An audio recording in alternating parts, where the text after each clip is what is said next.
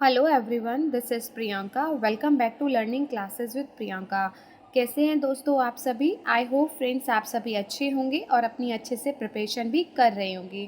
Friends, आज मैं आपके साथ पेडालॉजी ऑफ कॉमर्स के सारे वेरी शॉर्ट क्वेश्चंस को शेयर कर रही हूँ। आई होप वीडियो आपके लिए हेल्पफुल रहे, इन्फॉर्मेटिव रहे। वीडियो अगर हेल्पफुल रहे तो लाइक शेयर एंड कमेंट ज़रूर कीजिएगा, अपना फीडबैक ज़रूर दीजिएगा और अगर आप चैनल से नए जुड़े हों तो चैनल को सब्सक्राइब भी ज़रूर कीजिएगा। फ्रेंड्स, अगर आपको इसकी पीडीएफ चाहिए तो वो आपको मेरे टेलीग्राम चैनल पर मिल जाएगी। कुछ स्टूडेंट का कमेंट था कि कुछ सब्जेक्ट के वेरी शॉर्ट क्वेश्चंस को शेयर करने का, तो होपफुली मैंने आई थिंक सभी के वेरी शॉर्ट क्वेश्चंस को शेयर कर दिया है। अभी कुछ और भी कमेंट्स हैं कि कुछ इम्पॉर्टेंट क्वेश्चंस को कुछ सब्जेक्ट के शेयर करने का। ठीक है, तो definitely I try my best कि मैं आपकी सारी रिक्वायरमेंट को पूरा करूं। मैं पूरी कोशिश करूंगी कि एग्ज़ाम से पहले आपकी मैं प्रिपरेशन करा दूं।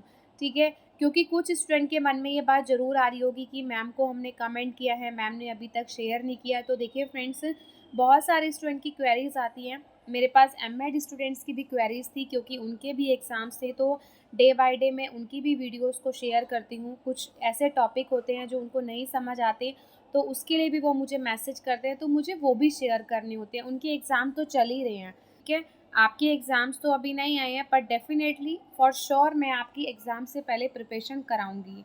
ठीक है, तो देखिए आप टेंशन मत लीजिए। ठीक, टेंशन फ्री रहिए, टेंशन फ्री होके पढ़िए। तो चलिए स्टार्ट करते हैं, ज़्यादा टाइम नहीं लगाते। सबसे पहले 2016 के क्वेश्चंस देखते हैं।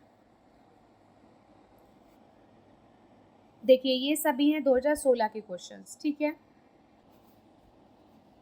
फर्स्ट क्वेश्चन है state types of project in teaching commerce की वाणिज्य शिक्षण में परियोजना के प्रकार बताइए।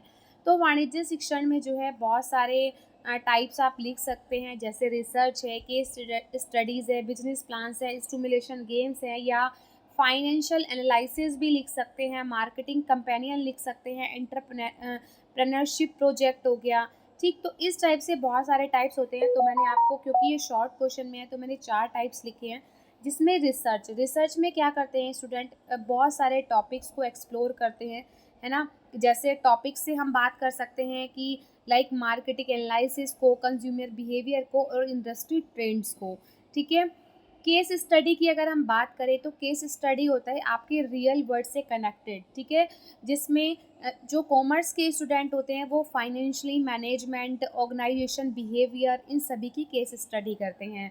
देन है बिजनेस प्लान्स। तो बिजनेस प्लान्स का मतलब होता है कि प्लान्स करते हैं स्टूडेंट, ठीक है, अपने कॉम्प्रिहेंसिव स्किल्स को डेवलप करते हैं, जैसे फाइनेंशियली, ठीक है, ऑपरेशनली, ये सब काम करके। ठीक है, स्टिमुलेशन गेम्स का मतलब होता है कि जहाँ पर स्टूडेंट जो है डिसीजन लेके मेकिंग की पावर में जो है कैपेबल हो जाते हैं।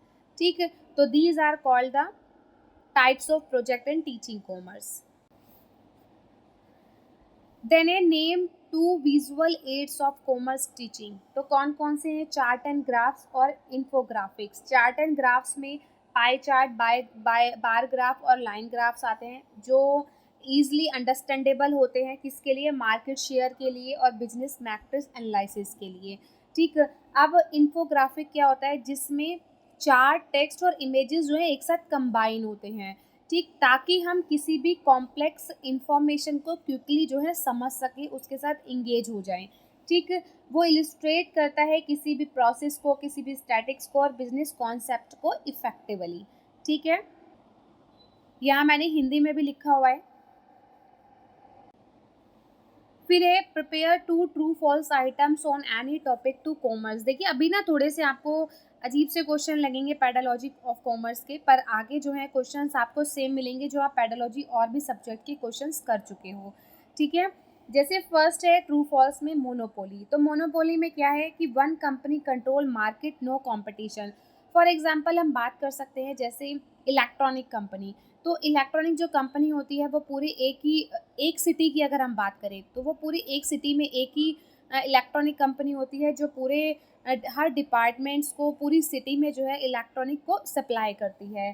फिर ट्रू फॉल्स में GDP measure total value of goods and service in a country borders. ठीक है, कि जीडीपी किसी भी देश की सीमाओं में वस्तुओं और सेवाओं के कुल मूल्य को मापता है। तो जीडीपी तो आप सभी जानते होंगे, ठीक है। बहुत अच्छा क्वेश्चन है। Write two defect of objective type test. तो क्या डिफेक्ट होते हैं? एक तो लिमिटेड असेसमेंट होता है, क्योंकि लिमिटेड क्यों होता है? किसी भी बच्चे की क्रिटिकल थिंकिंग, क्रिएटिविटी और रियल वर्ल्ड एप्लीकेशन स्किल को ईजिली मेजर नहीं किया जा सकता। ऐसे टाइप टेस्ट होते हैं या आपके बीएड एग्जाम होते हैं, तो उससे आपकी क्रिटिकल थिंकिंग, आपकी क्रिएटिविटी मेजर की जाती है, ठीक। लेकिन अगर ऑब्जेक्टिव टाइप टेस्ट होगा तो उसमें क्या होगा, उसका जो असेसमेंट है ना वो बहुत लिमिट हो जाएगा, ठीक है। हम किसी की भी क्रिटिकल थिंकिंग और क्रिएटिविटी को नहीं माप सकते। गेसिंग एडवांटेज, एडवांटेज तो मिलता है लेकिन इसका एक लॉस भी है, क्योंकि बच्चे क्या करते हैं, गेस करके क्वेश्चंस के आंसर देते हैं, ठीक है। तो अंडरस्टैंडिंग बिल्ड नहीं होती, इस कोई स्किल्ड बिल्ड नहीं होती। लाइक वी कैन से कि आपने बहुत बार खुद भी ऐसा किया होगा, तुक्के मारना जिसे हम कहते हैं, कि तुक्के मार के ऑब्जेक्टिव टाइप टेस्ट को टिक मार्क कर देना, ठीक है। देखिए ये है फिफ्थ क्वेश्चन, जिसका मैंने आंसर नहीं दिया है क्योंकि इसमें मुझे थोड़ी सी कंफ्यूजन थी कि अगर आप कोई भी जानते हैं तो प्लीज़ कमेंट बॉक्स में कमेंट कीजिएगा, ताकि और स्टूडेंट को भी हेल्प हो जाए। और जैसे ही मुझे करेक्ट आंसर पता चलेगा then I will ping in the comment section for sure, ठीक है फ्रेंड्स।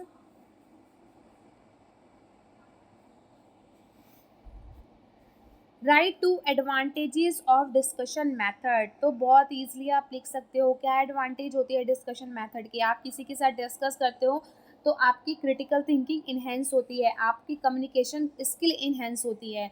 जैसे हम जब तक बात नहीं करेंगे हम तब तक कैसे सीखेंगे बोलना? बोलना तो तभी आएगा ना जब हम किसी से डिस्कशन करेंगे, किसी से बात करेंगे। तो क्या होता है, डिस्कशन करने से हमारी कम्युनिकेशन स्किल जो है और इन्हेंस हो जाती है, ठीक है। क्रिटिकल थिंकिंग लगती है हमारी, किसी भी डिस्कशन में हमारी डीपर अंडरस्टैंडिंग होती है, किसी भी टॉपिक को हम एनालाइज करते हैं। स्टूडेंट के जो है ज़्यादा से ज़्यादा चीज़ों के बारे में सोचते हैं डिस्कस करने के लिए। कुछ तो हमारे पास ऐसा टॉपिक होना चाहिए ना जिसके बारे में हम डिस्कस करते हैं, तो तभी तो हम डीप एनालाइज करते हैं उस टॉपिक से रिलेटेड, ठीक है। तो इनहेंस क्रिटिकल थिंकिंग और इनहेंस कम्युनिकेशन स्किल, दो एडवांटेज होती हैं, ठीक है। फिर ये prepare to competition type item on law of demand and supply. तो according to the law of demand की मांग के नियम के अनुसार, तो as the price of good और सर्विस इंक्रीज, की जैसे ही किसी वस्तु का प्राइस बढ़ता है तो जो कंज्यूमर की डिमांड है वो कम हो जाती है। फॉर एग्जांपल हम बात कर सकते हैं गोल्ड से, कि जैसे ही गोल्ड की वैल्यू बढ़ती है, क्योंकि डिमांड की बात करिए ना मांग के नियम के अनुसार, तो गोल्ड की जैसे ही वैल्यू बढ़ती है तो कंज्यूमर की डिमांड क्या हो जाती है, डिक्रीज हो जाती है। और the law of supply state, अब आपूर्ति के नियम के अनुसार क्या है, as the price of product increase the quantity supplied by producer increase, कि जैसे ही किसी उत्पाद की कीमत बढ़ती है, किसी भी प्रोडक्ट की वैल्यू बढ़ती है, तो उत्पाद को द्वारा उसकी आपूर्ति की मांग भी बढ़ जाती है, ठीक है। Write to objectives of cognitive domain. तो कॉग्निटिव डोमेन के ऑब्जेक्टिव एनालाइजिंग में क्या है और इवेल्युएटिंग में क्या है। एनालाइजिंग क्या है, student will be able to break down complex concept into smaller components and examine their relationship, enabling them to understand the underlying principle and identifying patterns। कि बच्चे जो हैं, छात्र किसी भी जटिल अवधारणाओं को सरल घटकों में तोड़ने और उनके संबंधों को जांच करने में सक्षम होते हैं, क्योंकि किसी भी जटिल अवधारणाओं को यानी कि कॉम्प्लेक्स कॉन्सेप्ट को एनालाइजिंग में छोटे छोटे टुकड़ों में डिवाइड कर दिया जाता है, ठीक है, ताकि बच्चे उसको ईजिली समझ सके, उसको ईजिली आइडेंटिफाई कर सके। Evaluating, student will be able to access the validity, relevance, and significance of information, arguments, and or theories, allowing them to make informed judgment and decision based on evidence and critical analysis। कि छात्र जानकारी, तर्कों या सिद्धांतों की वैधता, प्रासंगिकता और महत्व का आकलन करने में सक्षम होते हैं, जिससे उन्हें साक्ष्य और महत्वपूर्ण विश्लेषण के आधार पर सूचित निर्णय लेने में और अनुमति मिलती है, मतलब और अच्छे से डिसीजन मेकिंग उनकी स्ट्रांग हो जाती है, ठीक है। फिर है explain the importance of the step home assignment in lesson planning. पाठ चरण में चरण गृह असाइनमेंट के महत्व को स्पष्ट करें। तो पहला है रीइंफोर्समेंट। रीइंफोर्समेंट में क्या होता है कि अगर हम बात करें एक मैथ्स के प्रोजेक्ट की या असाइनमेंट की, आपके साथ भी ऐसा होता होगा, मैथ्स में टीचर अगर 2 क्वेश्चन कराने हैं तो वो एक ही कराएगी, एक आपको करने के लिए देगी। क्यों? क्योंकि शी वांट कि वो आपकी जो अंडरस्टैंडिंग है उसको जो है रिकॉग्नाइज़ कर सके, कि स्टूडेंट को अपॉर्चुनिटी दे सके कि ताकि वो भी इंडिपेंडेंटली उस वर्क को कर सके, ठीक है? तो आपको क्या मिलती है उससे? अपॉर्चुनिटी मिलती है किसी भी काम की को प्रैक्टिस करने की, और ठीक है, किसी भी कॉन्सेप्ट को अपनी लाइफ में अप्लाई करने की। एक्सटेंशन का मतलब क्या होता है कि स्टूडेंट जो है उस टॉपिक के बारे में, कि कोई टॉपिक दिया गया है, कोई असाइनमेंट, या हम मैथ्स के असाइनमेंट की ही अगर बात करें, तो जब स्टूडेंट को प्रैक्टिस करने के लिए अपॉर्चुनिटी दी जाती है कोई भी वर्क करने के लिए, तो वो उस पर डीपर अंडरस्टैंडिंग करता है, ठीक है, चीज़ों को एक्सप्लोर करता है। असेसमेंट, इससे टीचर को भी हेल्प मिलती है असेस करने में, आइडेंटिफाई करने में कि बच्चे की स्ट्रेंथ और वीकनेसेस को। रिस्पॉन्सिबिलिटीज़, एक रिस्पॉन्सिबिलिटीज़ की भावना डेवलप होती है बच्चे के अंदर कि हाँ, हमें ये वर्क कंप्लीट करके जाना है, ठीक है। तो बच्चों में क्या होता है, रिस्पॉन्सिबिलिटीज़ और अकाउंटेबिलिटी डेवलप होती है। फीडबैक, फिर टीचर्स के द्वारा उनको फीडबैक दिया जाता है, पता चलता है बच्चा कहाँ वीक है, कहाँ वो लैक करता है, ठीक है। तो ये सब स्टेप होते हैं किसी भी लेसन प्लानिंग के होम असाइनमेंट के लिए, ठीक। Right about commerce library in 20 words. तो क्या क्या होना चाहिए? जैसे books, journal, database, support research, learning और इनोवेशन इन कॉमर्स स्टडी, ठीक है। अब देखिए 2018 के क्वेश्चंस, ये सभी हैं 2018 के क्वेश्चंस। फर्स्ट है note down 4 merits of lecture method of teaching. तो लेक्चर मेथड्स की क्या मेरिट्स हैं, लेक्चर मेथड क्या करता है, ठीक है, किस तरीके से आपको हेल्प करता है। तो सबसे पहले मेरिट है एफिशिएंसी, कि lecture efficiently deliver content to large group, maximise time and resource. मतलब टाइम सेविंग है, क्योंकि आप लार्ज ग्रुप को लेक्चर जो है प्रोवाइड करा सकते हो। क्लैरिटी, क्लियर एक्सप्लेनेशन होती है जिसमें स्टूडेंट की हेल्प होती है किसी भी कॉम्प्लेक्स कॉन्सेप्ट को ग्रैस्प करने में। अगर क्लास में टीचर एक्सप्लेन कर रही है, आपको लेक्चर के थ्रू पढ़ा रही है, तो आपको अच्छे से समझ में आएगा एक्सप्लेनेशन के थ्रू। इंगेजमेंट, स्टूडेंट इंगेज होते हैं, एक्टिव लिसनिंग होती है, फिर उसके बाद सुनने के बाद वो नोट डाउन भी करते हैं, जिससे क्या होता है, स्टूडेंट में इंगेजमेंट बढ़ जाती है। मतलब कि जैसे टीचर अगर लेक्चर देती है और लेक्चर के साथ साथ वो ये भी बोलते हैं कि जो जो मैं इंपॉर्टेंट पॉइंट बताऊंगी ना, वो आप नोट डाउन करते रहना। तो आपने खुद भी ऐसा किया होगा, जब आपके सामने टीचर लेक्चर दे रही है और टीचर ने बोल दिया नोट डाउन करो, तो आप उस बात को ना और ध्यान से सुनोगे, है ना। वैसे तो बेशक आप इग्नोर कर दोगे कि अरे लेक्चर दे रही है, देती रहे, क्या फ़र्क पड़ता है, ठीक है। पर जब उसको नोट डाउन करना है, तो क्या होता है, आप उसके साथ और इंगेज हो जाते हो लेक्चर मेथड में, ठीक है, उस टॉपिक के साथ इंगेज हो जाते हो। क्योंकि एक्सपर्ट्स के द्वारा लेक्चर्स दिए जाते हैं, ठीक। तो वो अपने रियल वर्ल्ड एक्सपीरियंस को स्टूडेंट के साथ शेयर करते हैं, अपने आइडियाज़ को शेयर करते हैं, ठीक है। तो ये सब मेरिट्स होती हैं लेक्चर मेथड की।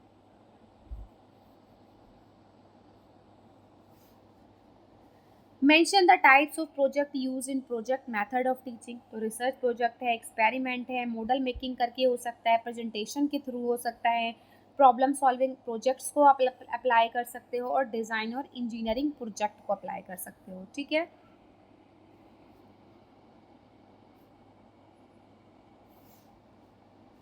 What are the different approaches of teaching bookkeeping? First है ट्रेडिशनल, रोड लर्निंग पर ज़्यादा फोकस किया जाता था। प्रैक्टिकल हैंड्स ऑन लर्निंग हो गई। कंसेप्चुअल की अंडरस्टैंडिंग बिल्ड होती है। इंटीग्रेटेड की लिंक करता है विद अदर डिसिप्लिन से, अदर डिसिप्लिन मतलब अदर सब्जेक्ट से।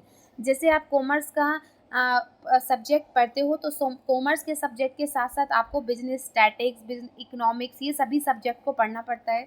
तो ये अदर सब्जेक्ट जो है इसके साथ रिलेवेंट होते हैं, ऐसा नहीं है कि इनको पढ़ने का कोई पर्पज़ ही नहीं है, ठीक है। तो रिलेवेंट करते हैं, सब्जेक्ट लिंक करते हैं आपस में।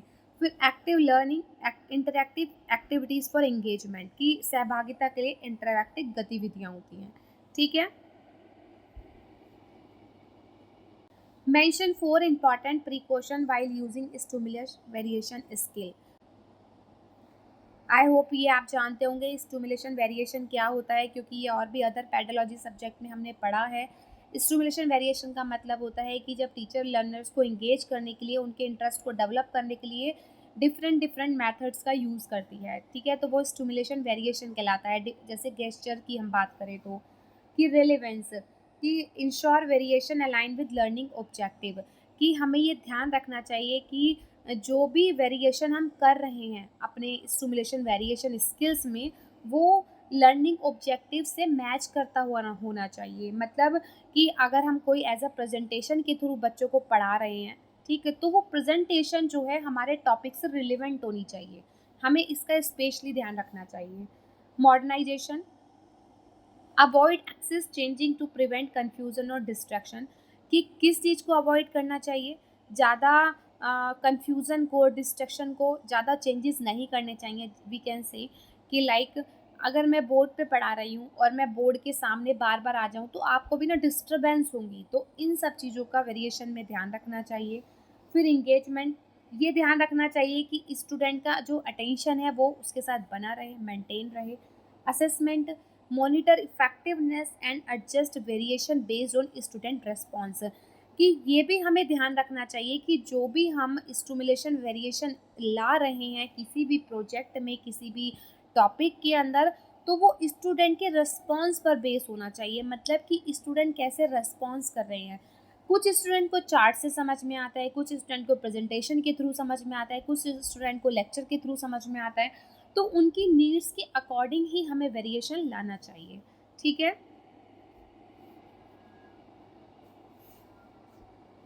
Note down 4 teaching ads that have become obsolete now. Overhead projector है, स्लाइड प्रोजेक्टर है, ऑडियो कैसेट टेप हो गई और फिल्म स्ट्रिप्स हो गई। What are two basic differences between unit planning and resource planning? तो फर्स्ट है फोकस। यूनिट प्लानिंग क्या है कि ऑर्गेनाइजिंग इंस्ट्रक्शनल कंटेंट की अनुदेशात्मक सामग्री को व्यवस्थित करती है यूनिट प्लानिंग में। रिसोर्स प्लानिंग क्या करती है, ऑब्टेन मटेरियल फॉर इंस्ट्रक्शन, की निर्देश के लिए सामग्री को प्राप्त करना है, ठीक। स्कोप क्या है, यूनिट प्लानिंग का स्कोप बहुत वाइडर है कि एंटायर इंस्ट्रक्शनल प्रोसेस की, इसके अंदर जो है सभी इंस्ट्रक्शनल प्रोसेस को इंक्लूड किया जाता है। रिसोर्स प्लानिंग क्या है, procurement of physical and digital resources, की भौतिक और डिजिटल संसाधनों की खरीद है, ठीक है। देखिए, ऐसा नहीं है कि आपको सेम एज इट इज़ लिख के आना है। अगर आपको कुछ और भी डिफरेंस समझ में आता है तो आप लिख के आ सकते हैं। इट्स नॉट लाइक कि जो मैंने आपको बताया है आपको वही करके आना है, ठीक है। Note down any one topic of commerce और prepare to objective type items on that. तो वन टॉपिक हमने ले लिया मार्केटिंग स्ट्रेटेजीज, यानी कि बाजार रणनीतियाँ। ऑब्जेक्टिव टाइप क्या है, फर्स्ट उसमें है कि what strategies focus on increasing sale of exciting products in exciting market. तो उसमें क्या यूज़ होता है, market penetration, market development, product development और diversification. Second objective type item कि which strategies involve introducing exciting products to new market. तो क्या आएगा, मार्केट पेनिट्रेशन, प्रोडक्ट डेवलपमेंट आएगा, उसके बाद मार्केट डेवलपमेंट आएगा, देन डाइवर्सिफिकेशन आएगा, ठीक है। यहाँ मैंने हिंदी में भी लिखा हुआ है, आप देख सकते हैं।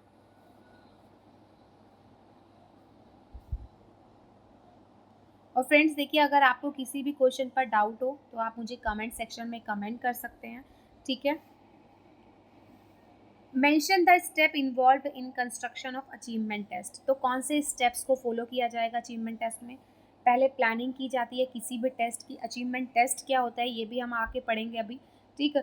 तो टेस्ट आप सभी जानते हैं जो आपके वीकली मंथली लिए जाते हैं। और अचीवमेंट क्या होता है, उपलब्धि, अचीव करना, ठीक। तो उपलब्धि परीक्षण इसे हिंदी में बोला जाता है, कि आपकी स्ट्रेंथ को, आपकी नॉलेज, आपकी स्किल्स को जो है मेज़र करने के लिए अचीवमेंट टेस्ट लिए जाते हैं कि स्टूडेंट ने कहाँ तक सीखा, कितना सीखा, ठीक, कहाँ वो लैग करते हैं, ये सब चीज़ों के लिए अचीवमेंट टेस्ट लिए जाते हैं। तो उसमें सबसे पहले आप टेस्ट की प्लानिंग करोगे, फिर टेस्ट का डिज़ाइन करोगे, फिर ब्लूप्रिंट प्रिपेयर करोगे, फिर जो भी आइटम्स होंगे उसको राइट करोगे, देन स्कोर प्रिपेयर करोगे कि क्या स्कोरिंग रखनी है अचीवमेंट टेस्ट की। उसके बाद क्वेश्चन वाइज एनालाइज करोगे। ठीक है, ये मोस्ट इंपॉर्टेंट है क्वेश्चन, ये 2 से 3 बार रिपीट होगा, अभी क्वेश्चन देखिएगा आप।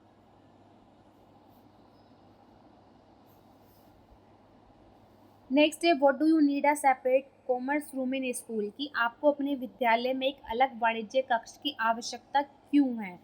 First, specialised environment for commerce education, कि कॉमर्स के एजुकेशन के लिए एक विशेष वातावरण होना चाहिए।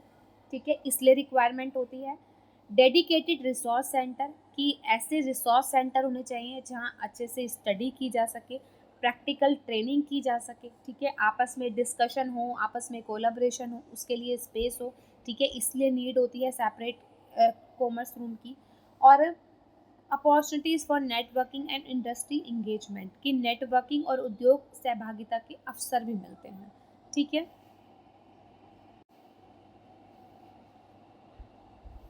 नेक्स्ट है, note down taxonomy of objective in psychomotor domain, की साइकोमोटर क्षेत्र में उद्देश्यों के वर्गीकरण पर ध्यान दें। तो फर्स्ट है परसेप्शन, की sensory awareness and recognition of stimuli, की संवेदी जागरूकता और उत्तेजनों की पहचान करना।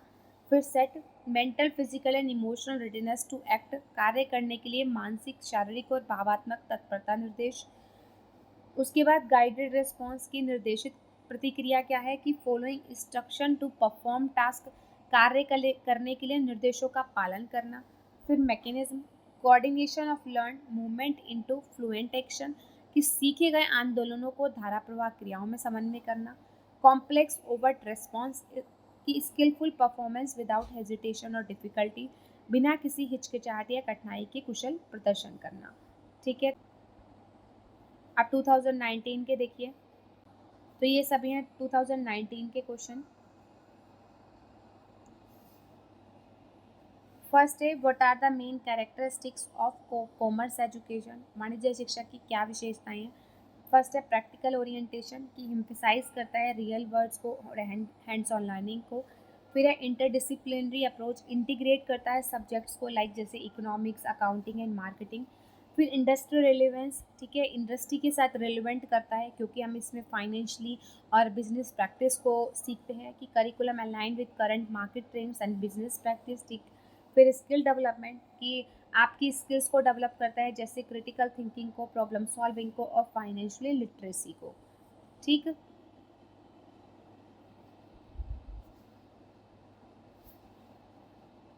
सेकेंड है write two approaches for determining educational AIIMS, तो टॉप डाउन अप्रोच और bottom up approach.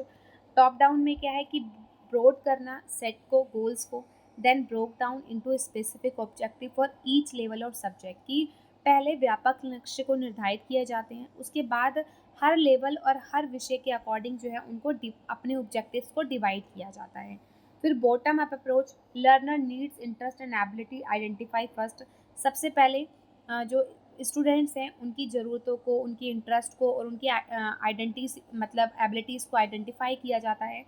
Then educational aim formulated accordingly, focusing on individual students need, फिर व्यक्तिगत छात्र की ज़रूरतों पर ध्यान केंद्रित करते हुए उनके अनुसार शैक्षिक लक्ष्य तैयार किए जाते हैं। मतलब एजुकेशनल एम्स जो हैं बच्चों की नीड्स के अकॉर्डिंग उनके एजुकेशनल एम्स को ध्यान में रखते हुए ही प्रिपेयर किए जाते हैं। ठीक है,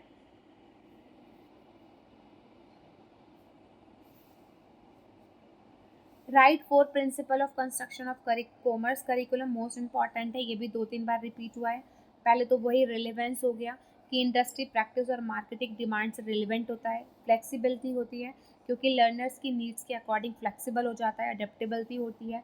इंटीग्रेशन, की दूसरे सब्जेक्ट्स के जो है इंटीग्रेट करता है, जैसे इकोनॉमिक्स, फाइनेंशियल, मार्केटिंग। ठीक, प्रैक्टिकल एप्लीकेशन, कि हैंड्स ऑन लर्निंग पर बेस्ड होता है, रियल वर्ल्ड स्किल्स मिलती हैं, कॉम्पिटिशन्स मिलते हैं। ठीक,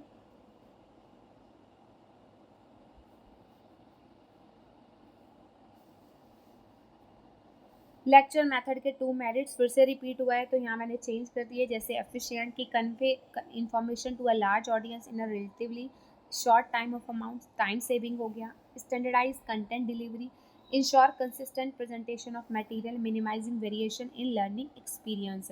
कि सीखने के अनुभवों में भिन्नता को कम करते हुए सामग्री की लगातार प्रस्तुत सुनिश्चित करता है। मतलब आप लेक्चर मेथड के थ्रू जो है ज़्यादा से ज़्यादा मटेरियल्स को प्रोवाइड कर सकते हो, प्रेजेंट कर सकते हो, ठीक है, कोई भी वेरिएशन के बिना, ठीक है।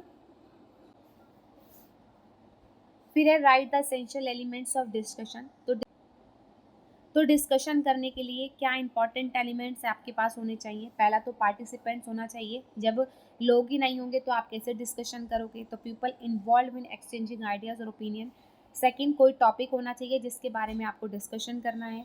फिर इंटरेक्शन, कि अपने थॉट्स को, अपने क्वेश्चंस को और अपने रिस्पॉन्स को चेंज करने के लिए एक दूसरे के साथ इंटरेक्शन करना ज़रूरी है, ठीक।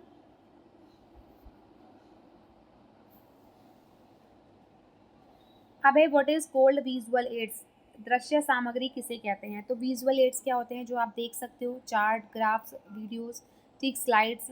तो विजुअल एड्स आर ऑब्जेक्ट और मटेरियल यूज टू सपोर्ट और इनहेंस अ प्रेजेंटेशन, लेक्चर और डिस्कशन। कि दृश्य सहायक वस्तुएं या सामग्री है जिनका उपयोग किसी प्रस्तुति, व्याख्यान या चर्चा को समर्थन देने या बढ़ाने के लिए किया जाता है। किसी भी टाइप के प्रेजेंटेशन हो, लेक्चर हो, डिस्कशन हो, तो विजुअल एड्स का यूज़ किया जाता है। दे इंक्लूड जैसे images, diagram, chart, graphs, video, slides, physical object that help convey information visually and make complex concept easier to understand. कि ये सब चीज़ों को, जैसे चार्ट, डायग्राम्स, ग्राफ्स, इन सब के थ्रू जो है किसी भी इंफॉर्मेशन को कन्वे किया जाता है और किसी भी कॉम्प्लेक्स कॉन्सेप्ट को ईजियर बनाया जाता है, ठीक। यानी कि वी कैन से कि हम कोई भी डिफ़िकल्ट कॉन्सेप्ट को ईज़िली ग्रैप्स कर सकते हैं।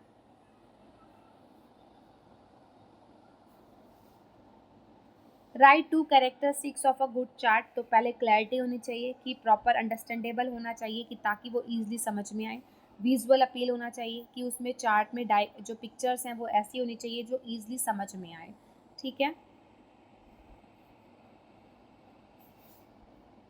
Right two types of black board. तो दो ही टाइप के होते हैं, ट्रेडिशनल और इलेक्ट्रॉनिक। ट्रेडिशनल जो हम पहले टाइम में यूज़ करते थे, जिसमें से चौक के साथ जिस पे लिखते थे, ठीक है। आज भी बहुत स्कूल्स में यूज़ होता है, पर आज के टाइम में मोस्टली स्कूल इलेक्ट्रॉनिक बोर्ड का यूज़ करते हैं, जो कनेक्टेड होता है कंप्यूटर के साथ, जिसमें इंटरेक्टिव लर्निंग होती है, राइटिंग होती है, ड्राइंग्स होती हैं, ठीक है। Write two merits of OHP। तो OHP की फुल फॉर्म भी आ सकती है, जो है ओवरहेड प्रोजेक्टर।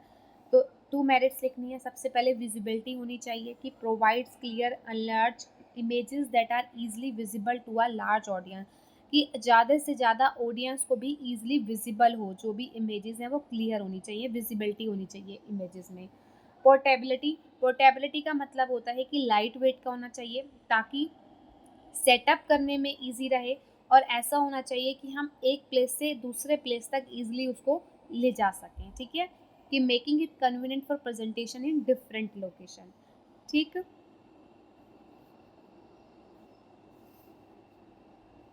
फिर है what is a text book. Text book क्या होती है?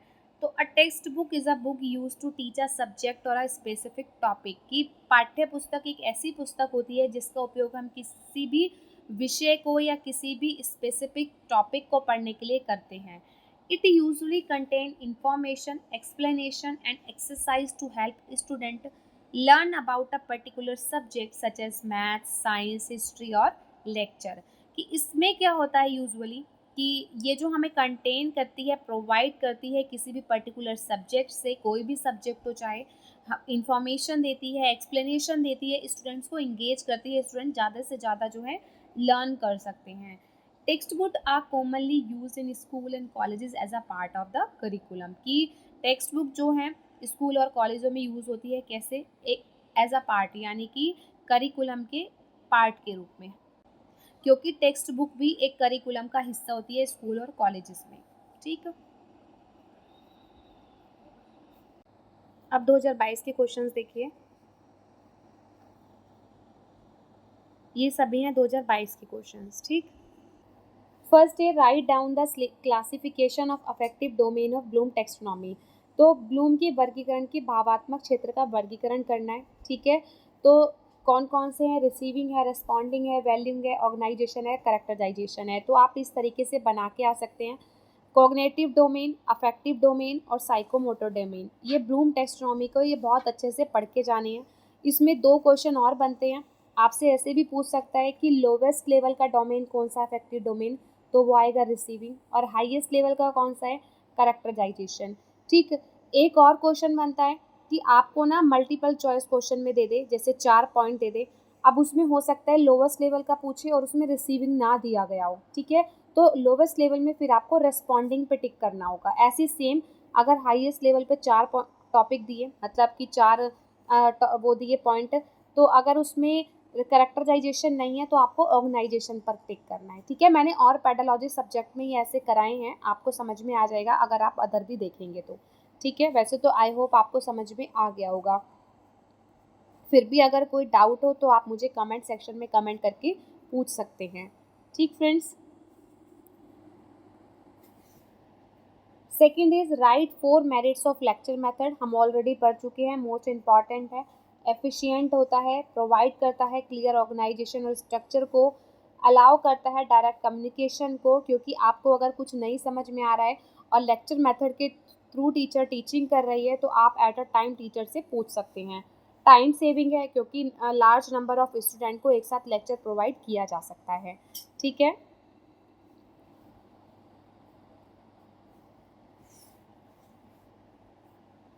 Right 3 component of stimulation variation skills, ये मोस्ट इम्पॉर्टेंट है, ये हर पेडोलॉजी सब्जेक्ट में आता है स्टिमुलेशन वेरिएशन का। ये स्टिमुलेशन वेरिएशन का मैं आगे भी पढ़ा है अभी, और मैं आपको तब भी बता चुकी हूँ कि स्टिमुलेशन वेरिएशन क्या होता है, ठीक है। उसके 3 कंपोनेंट लिखने हैं तो आप कोई भी लिख सकते हैं, जैसे बार बार मल्टीप्लेटिंग स्टिमुलेशन में चेंजिंग साइज शेप में चेंज करना, इंट्रोड्यूसिंग नोवेल्टी मतलब इंट्रोड्यूस करना न्यू कॉन्सेप्ट को, न्यू कॉन्सेप्ट के थ्रू पढ़ाना, varying presentation different different presentation का यूज़ करना, मॉडिफाई कॉम्प्लेक्सिटी कि एडजस्ट करना डिफरेंट लेवल को, यानी कि बच्चों की नीड्स के अकॉर्डिंग, बच्चों के डिफ़िकल्टी लेवल के अकॉर्डिंग उसको एडजस्ट करना, प्रोवाइडिंग मल्टीपल एग्जाम्पल, ज़्यादा से ज़्यादा एग्जाम्पल प्रोवाइड कराना, और offering different modes, different different representations को प्रोवाइड कराना, ठीक है।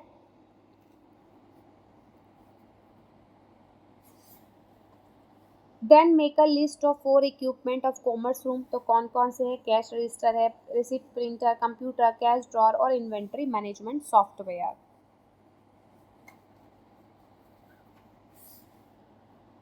What do you mean by reference book, reference book क्या होती है, तो रेफरेंस बुक एक नॉलेज टूल बॉक्स की तरह है। It's a book you use to quickly find information और स्पेसिफिक टॉपिक, कि ये उस टाइप की बुक होती है जिसका यूज़ किसी भी आप इंफॉर्मेशन को और स्पेसिफिक टॉपिक को फाइंड करने के लिए करते हैं। फाइंड मतलब कि आपको जल्दी से जल्दी कोई भी किसी भी टॉपिक से रिलेटेड कोई इन्फॉर्मेशन चाहिए तो वो आपको रेफरेंस बुक दे सकती है। It's a handy for looking a fact, definition और explanation where you need them, कि जब आपको आवश्यकता हो तो आप उसके तथ्यों, परिभाषा और स्पष्टीकरण को देखना उसमें उपयोगी समझते हैं। Think of it as a reliable source you can consult for quick answer, कि इसे इस तरीके से देख सकते हैं कि एक रिलायबल सोर्स है जिसका आप किसी भी क्वेश्चन का आंसर ढूंढने के लिए क्विकली यूज़ कर सकते हैं, मतलब क्विक आंसर देता है वो, ठीक है। व्हाट इज कंटेंट एनालिसिस, सामग्री विश्लेषण क्या है, तो सामग्री विश्लेषण जो है एक ऐसा रिसर्च मेथड है जो इंटरप्रेट करता है किसी भी डेटा को, सच एज जैसे टेक्स्ट को, इमेजेस को, ठीक, किसी भी डॉक्यूमेंट को। पढ़ लेते हैं। Content analysis the like digging through information to understand it better, कि सामग्री विश्लेषण जानकारी को और बेहतर ढंग से समझने के लिए उसे खगोलने जैसा है। It involve studying text, document और media to identify pattern, themes और मीनिंग्स, कि इसमें पैटर्न, थीम या अर्थ की पहचान करने के लिए पाठ, दस्तावेज या मीडिया का अध्ययन करना शामिल है।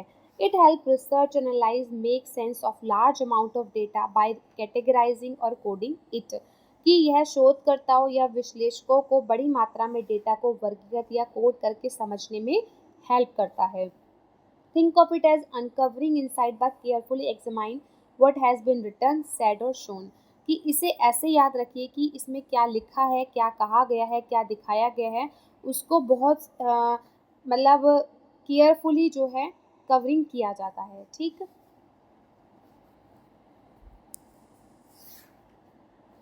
Write 4 principle of curriculum construction important है, फिर से रिपीट हुआ है। अलाइनमेंट करना, किसी भी गोल के साथ फ्लेक्सिबिलिटी होना, रिलेवेंट होना, इवेल्युएशन होना। ठीक है, मैं ऑलरेडी पढ़ा चुकी हूँ इसको आपको। देखिए अचीवमेंट टेस्ट आ गया। अचीवमेंट टेस्ट के स्टेप भी पढ़े थे हमने, तभी मैंने आपको कहा था अचीवमेंट टेस्ट का मीनिंग भी पूछा जाता है। तो अचीवमेंट टेस्ट जो एक प्रोग्रेस रिपोर्ट की तरह है, जो मेज़र करती है कि what you have learn in a specific subject और स्किल, कि आपने किसी स्पेसिफिक सब्जेक्ट में कितना सीखा है। कि think of it is a way to see how well you are doing in school, कि इसको ऐसे देखिए कि आप क्लास में जो है स्कूल में कैसा कर रहे हैं, या किस पर्टिकुलर टॉपिक पे आपने मास्टरी करी है, या कितना सीखा है किसी पर्टिकुलर टॉपिक में। ठीक है,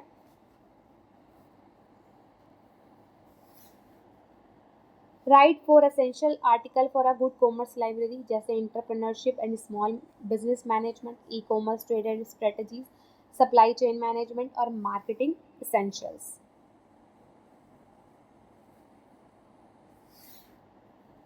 write down the 4 qualities of a good test, ये तो हम हमारे पेडोलॉजी में पढ़ा है। वैलिडिटी होनी चाहिए। वैलिडिटी का मतलब क्या होता है कि किस चीज़ को मेज़र करने के लिए, मतलब किस चीज़ का मेज़र करने का हमारा पर्पस है उस टेस्ट का, वो मेज़र होना चाहिए। फॉर एग्जांपल हम कह सकते हैं कि बीएड का एग्ज़ाम आप दे रहे हो, ठीक है, तो बीएड का एग्ज़ाम आपके पेडोलॉजी कॉन्सेप्ट को समझने के लिए होता है, आपकी क्रिटिकल थिंकिंग के लिए होता है। ठीक है, अगर उसमें जीके के क्वेश्चन आ जाए और रीजनिंग के क्वेश्चन आ जाए, तो क्या आपकी क्रिटिकल थिंकिंग या क्रिएटिविटी स्किल्स डेवलप हो सकती है। ये बीएड का एग्ज़ाम आपकी पेडोलॉजी से रिलेटेड होता है। ठीक है, वही मेज़र करने का उसमें पर्पस होता है। तो उस जो भी पर्पस के लिए जो एग्ज़ाम बनाया गया है, अगर वो पर्पस पूरा नहीं होता तो इट मीन्स कि वो टेस्ट वैलिड नहीं है। रिलायबिलिटी की कंसिस्टेंसी होनी चाहिए स्कोरिंग में। जैसे अगर एक टीचर ने चेक किया आपका बीएड का पेपर, ठीक, जो आप बीएड का एग्ज़ाम दे के आएंगे, एक ने चेक की, इस 80 में से एक ने 70 मार्क्स दिए, एक ने चेक किया, एक में 80 में से 60 मार्क्स दिए, एक ने दूसरे ने चेक किया, उसने 80 में से आपको 75 दिए। तो क्या वो टेस्ट, वो कॉपी आपकी रिलायबल है? नहीं है। कंसिस्टेंसी नहीं है स्कोर में। अगर सभी टीचर्स चेक कर रहे हैं, या बहुत टीचर्स या एक दो टीचर्स चेक कर रहे हैं, तो स्कोरिंग सेम होनी चाहिए। एक आधा नंबर ऊपर नीचे हो सकता है, या एग्री, क्योंकि हर किसी का चेक करने का तरीका अलग है, पर इतना डिफरेंस नहीं होता किसी भी किसी भी टेस्ट को चेक करने में। फेयरनेस होनी चाहिए, किसी भी बायसनेस नहीं होनी चाहिए, बायस से फ्री होना चाहिए। मीन्स डिस्क्रिमिनेशन नहीं होना चाहिए कि कुछ बच्चों को ध्यान में रखते हुए टेस्ट बना दिया, जैसे कुछ इंटेलिजेंट बच्चे हैं, हमने सिर्फ उन्हीं का ध्यान रखा और उन्हीं के अकॉर्डिंगली पेपर दे दिया, या जो वीक बच्चे हैं उनका ध्यान नहीं रखा। तो टेस्ट में फेयरनेस होनी चाहिए। क्लैरिटी, क्लियर इंस्ट्रक्शन होनी चाहिए। क्वेश्चनिंग जो है ईजी होनी चाहिए, ताकि बच्चे उसको ईजिली समझ सकें। 2023 के क्वेश्चंस देखिए अब, ये सभी हैं 2023 के क्वेश्चंस। देखिए फिर से रिपीटेड है question. Mention the step involve in construction achievement test. Most important है। प्रिपरेशन करना टेस्ट की, डिज़ाइन करना, ब्लूप्रिंट प्रिपेयर करना, राइटिंग आइटम प्रिपेयर करना, स्कोरिंग को प्रिपेयर करना और क्वेश्चन वाइज एनालिसिस करना। ठीक है, where is the headquarter of WTO। सबसे पहले याद रखिए WTO की फुल फॉर्म क्या है, वर्ल्ड ट्रेड ऑर्गेनाइजेशन, और हेडक्वार्टर कहाँ है इसका, जेनेवा, स्विट्जरलैंड। फिर है right difference between curriculum and syllabus. Syllabus और करिकुलम में क्या डिफरेंस होता है, ये भी पेडोलॉजी के हर सब्जेक्ट में आता है। तो करिकुलम क्या है, encompasses all aspect of educational planning including goals, content, method, material and assessment, कि पाठ्यक्रम में सभी शैक्षिक योजनाओं को इंक्लूड किया जाता है, जैसे गोल्स हो गए, उसमें कंटेंट हो गए, मेथड्स हो गए, मटेरियल, और हर चीज़ का असेसमेंट करना। सिलेबस क्या है, करिकुलम का ही एक हिस्सा है, एक छोटा सा पार्ट है, ठीक है, जो फोकस करता है स्पेसिफिकली किसी एक कंटेंट पर, यानी कि किसी एक पर्टिकुलर सब्जेक्ट पर या कोर्स पर। जैसे बीएड का आपका सिलेबस यूनिट वाइज डिवाइडेड होता है, ठीक है, तो एक पर्टिकुलर सब्जेक्ट है वो, जो भी आप बीएड में पढ़ते हैं, तो वो क्या होता है, एक करिकुलम का हिस्सा है बीएड। ठीक है, तो वो सिलेबस कहलाता है, जो स्पेसिफिकली किसी एक सब्जेक्ट के कंटेंट पर फोकस करता है। फिर से रिपीटेड है question, right 3 suggestions for using the lecture method, most important है। इनकरेज करना एक्टिव पार्टिसिपेशन को, प्रोवाइड करना सप्लीमेंट्री मटेरियल्स को, और इमीडिएट मॉडिफिकेशन और अल्ट्रेशन। इमीडिएट मॉडिफिकेशन का क्या मतलब है, देखिए कि जैसे भी लेक्चर मेथड चल रहा है, मतलब टीचर आपको अगर सपोज लेक्चर दे रही है, ठीक, टीचर अगर कुछ भूल गई है बताना आपको, थोड़ी देर बाद उसको कुछ याद आता है, तो अपने लेक्चर को वो मॉडिफाई कर सकती है। आपको हाथ के हाथ वो सेम प्लेस पर जो है अपनी एक्सप्लेनेशन में और चीज़ों को इंक्लूड कर सकती है। ठीक है, तो मॉडिफाई है इजीली। फिर है write down the 4 qualities of a good test. अभी हमने पहले भी पढ़ा है, वैलिडिटी होनी चाहिए, रिलायबिलिटी होनी चाहिए, फेयरनेस होनी चाहिए और ट्रांसपेरेंसी होनी चाहिए। ठीक है, क्लियर इंस्ट्रक्शंस होने चाहिए उसके अंदर। राइट फॉर इसेंशियल आर्टिकल और equipment for a good commerce library. दोबारा से रिपीटेड क्वेश्चन है, तो आप देखिए जो हम अभी तक 2016 से 2022 तक के जितने भी हमने क्वेश्चंस पढ़े हैं, उसी में से कितने सारे क्वेश्चंस 2023 में आए थे। ठीक है, तो चांसेस है ना कि 2024 में भी काफ़ी सारे क्वेश्चन रिपीट हो। देखिए अगर आप कुछ और नहीं कर रहे हैं तो प्लीज़ PYQ तो ज़रूर करके जाइएगा, PYQ को बिल्कुल नहीं छोड़िएगा। सबसे पहले स्टूडेंट का यही कमेंट आता है कि मैम जो आप इम्पॉर्टेंट कराते हो क्या सिर्फ वही आएगा, 100% वही मिलेगा। फ्रेंड्स देखिए, क्वेश्चंस रिपीटेड होते हैं लॉन्ग में, शॉर्ट में और वेरी शॉर्ट में, पर 100% क्वेश्चन थोड़ी ना आते हैं। कुछ क्वेश्चन तो घुमा फिरा के भी देंगे। अब वेरी शॉर्ट में 2023 में आपको काफ़ी सारे क्वेश्चन, अभी 6 क्वेश्चन में से 4 क्वेश्चन आपको सेम मिले हैं जो हम लास्ट से पढ़ते आ रहे हैं। 2 क्वेश्चन अलग हो गए, अभी आगे भी देखेंगे कैसे क्वेश्चन है। तो कुछ क्वेश्चन तो, एक दो क्वेश्चन तो अलग भी दे सकते हैं ना। हाँ, चांसेस ऐसा भी होता है, कितनी बार ऐसा भी आता है कि 2019 में जो क्वेश्चन आए हैं ना वेरी शॉर्ट, वो सेम आपको 2022 में मिलेंगे। 2-3 पेडालॉजी के ऐसे सब्जेक्ट हैं जिसमें सेम क्वेश्चन रिपीट हुए हैं, मतलब एक भी क्वेश्चन चेंज नहीं हुआ। तो इसीलिए हम बोलते हैं कि PYQ तो ज़रूर करके जाइए। आप करके जाना चाहते हैं, सब कुछ करके जाइए, बहुत अच्छी बात है। लेकिन अगर आप लास्ट टाइम पर पढ़ रहे हैं तो आई नो बहुत डिफ़िकल्ट होता है सब कुछ पढ़ना। तो आप अगर सिर्फ PYQ भी पढ़ लेंगे ना तो आपके लिए इनफ रहेगा। आप बहुत हद तक एग्ज़ाम को क्रैक कर सकते हैं। ठीक है, तो देखिए हमने ये लास्ट भी पढ़ा है कि अपडेटेड टेक्स्ट बुक और रेफरेंस मटेरियल होना चाहिए कॉमर्स लाइब्रेरी में। Accounting and financial statement resources, e books और ऑनलाइन लर्निंग प्लेटफॉर्म और computers with internet access for research. ठीक है, एक कॉमर्स लाइब्रेरी हो या कोई और लाइब्रेरी हो, क्या स्पेशल इक्विपमेंट्स होते हैं उसके अंदर, तो ये तो आप लिख सकते हो ना आसानी से।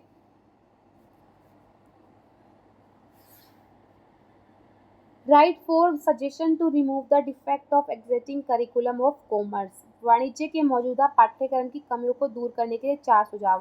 First, gather stake holder feedback, फिर इंक्रीज प्रैक्टिकल लर्निंग अपॉर्चुनिटीज, फिर इंश्योर फ्लेक्सिबिलिटी एंड अडेप्टेबिलिटी, और उसके बाद एम्फेसाइज करना क्रिटिकल थिंकिंग स्किल्स पर। अब देखिए क्वेश्चन आया है, write down the top 3 classification of cognitive domain. तो देखिए मैंने आपको पहले ही बोल दिया है कि कॉग्निटिव, अफेक्टिव और साइकोमोटर, ये तीनों पढ़ने हैं ब्लूम टेक्सोनॉमी के। और हाईएस्ट क्या है, लोएस्ट क्या है, ये किसी भी तरीके से क्वेश्चन आता है, आपको सीक्वेंस में ही याद करना है। ऐसा नहीं है कि कुछ भी आगे पीछे लिख देंगे तो वो गलत हो जाएगा। आपको सीक्वेंस नहीं पढ़ना है। जैसे अभी इन्होंने पूछा है टॉप 3 क्लासिफिकेशन, ठीक है, तो ये हमारा फ्लो चार्ट है ब्लूम टेक्सोनॉमी की कॉग्निटिव डोमेन का, और तीनों के अलग अलग हैं, ऐसा नहीं है सेम है। कॉग्निटिव का अलग है, अफेक्टिव का अलग है और साइकोमोटर का अलग है। ठीक है, तो ये भी आप एग्जाम में बना के आइएगा। तो टॉप 3 पूछे हैं, तो क्या है, इवेल्युएशन है, सिंथेसिस है और एनालिसिस है। ठीक, ये लिख दिए। आप बॉटम 3 पूछे तो क्या है, नॉलेज है, कॉम्प्रीहेंशन है और एप्लीकेशन है। अब इसमें और क्वेश्चन क्या बनते हैं, ये भी पूछ सकता है कि लोवेस्ट लेवल का क्लासिफिकेशन क्या है कॉग्निटिव डोमेन में। तो लोवेस्ट लेवल का क्या है, नॉलेज है, और हाईएस्ट लेवल का क्या है, इवेल्युएशन है। ठीक है, फिर है write down two difference between webinar and seminar. Webinar क्या होता है, कंडक्ट होता है online, often a virtual meeting और presentation format can reach a large or potentially more diverse audience as participant can join from anywhere with internet access. अगर आपके पास internet available है, internet का एक्सेस है, तो you can join webinar from anywhere in any place. ठीक है, for example कि मैं आपको यूट्यूब की क्लास करा रही हूँ, आपका अभी देखने का मन नहीं है, आप बाद में देख सकते हैं, मैं आपको यही सेम क्लास जो है जूम पर कराने लगूँ, ठीक है, आपके साथ 1 टू 1 इंटरेक्शन करने लगूँ, तो वो क्या कहलाता है? वेबिनार कहलाता है। सेमिनार क्या होता है? Typically held in a person involving face to face interaction among participant, जहाँ पे फेस टू फेस इंटरेक्शन होता है पार्टिसिपेंट का, लिमिटेड ऑडियंस रीच कर पाती है उसको, और इसके लिए किसी मतलब फिजिकली आपको प्रेजेंट होना होता है, ठीक है, किसी वेन्यू पर, किसी प्लेस पर। ठीक। Right 4 qualities of a good commerce teacher. तो कॉमर्स टीचर की क्या क्वालिटीज होती है? क्लियर, कॉमर्स टीचर हो या किसी और सब्जेक्ट की टीचर की क्वेश्चन आया हो, तो क्या लिखना है? यही है कि क्लियर कम्युनिकेशन होना चाहिए ताकि आप इजीली उसको समझ सकें। सब्जेक्ट नॉलेज होनी चाहिए कि कॉमर्स की टीचर की अपने सब्जेक्ट में प्रॉपर नॉलेज होनी चाहिए, कमांड होनी चाहिए, तो वो तो कॉमर्स की हो या मैथ्स की टीचर हो या साइंस की टीचर हो, तो सभी के लिए है कि सब्जेक्ट की नॉलेज होनी चाहिए। इंगेजिंग टीचिंग स्टाइल जो है वो ऐसा होना चाहिए ताकि स्टूडेंट को वो इंगेज कर सके, बोरिंग वाला नहीं होना चाहिए, स्टूडेंट ज़्यादा से ज़्यादा इंगेजिंग होने चाहिए टॉपिक के साथ। सपोर्टिंग एंड अप्रोचेबल, ऐसी होनी चाहिए जो स्टूडेंट की लर्निंग नीड्स के अकॉर्डिंग उनको सिखाए, उनको प्रॉपर गाइडेंस करे, ठीक है, उनको प्रॉपर हेल्प करे। इस तरीके की टीचर्स होनी चाहिए। ये थोड़ी ना कि आया क्लास में आई, आके पढ़ा के चली गई, ऐसे टीचर्स थोड़ी ना होते हैं। टीचर्स वो होते हैं जो स्टूडेंट से इंटरेक्शंस करते हैं, ठीक है, उन्हें सपोर्टिव एनवायरनमेंट देते हैं, एक सपोर्टिव एनवायरनमेंट क्लास के अंदर क्रिएट करते हैं। ठीक है, तो ये क्वालिटीज़ होती हैं एक टीचर के अंदर। हिंदी में भी देखना है तो आप देख सकते हैं। आई होप वीडियो आपके लिए हेल्पफुल रही हो, इन्फॉर्मेटिव रही हो। अपना फीडबैक ज़रूर दीजिएगा, अपने फ्रेंड्स को ज़रूर शेयर कीजिएगा, क्योंकि अब एग्ज़ाम्स टाइम आ चुका है, एग्ज़ाम्स के ज़्यादा टाइम नहीं बचा है। ठीक है, तो आपकी फ्रेंड्स की भी हेल्प होनी चाहिए क्लासेस के थ्रू। ठीक, हमें देखिए सबकी हेल्प करनी चाहिए। और जहाँ तक ये चांसेस हैं कि आपके एग्ज़ाम जो है मई में स्टार्ट हो जाएंगे, इसलिए प्लीज़ पढ़ाई स्टार्ट कर दीजिए। देखिए मैं तो आपको इसीलिए बोल रही हूँ, उसमें आप ही का फ़ायदा है, मेरा तो कोई फ़ायदा नहीं है। पढ़ते रहिए, ठीक है। मिलते हैं अपनी नेक्स्ट क्लास में। Bye bye and take care and thank you so much for connected with my channel. Bye bye.